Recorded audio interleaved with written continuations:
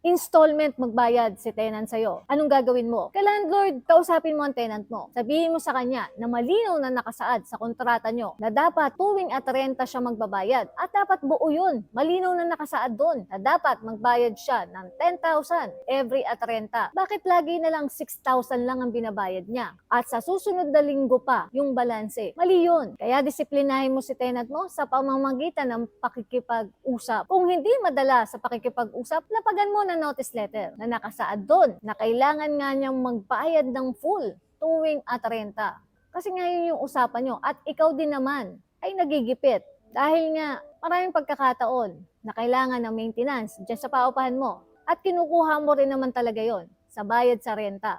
Hindi mo masusustain ang pangangailangan ng paupahan mo, lalo na yung maintenance. Dahil napakamahal na nga ng labor cost. Isang patawag mo lang sa maintenance, gagastos ka na dyan. 700 to 1,000 pesos. Kaya linawin mo sa tenant mo na kailangan niya magbayad kung ano ang nakasaad sa contract of lease at panindigan mo yon para magkaroon ng disiplina ng tenant mo.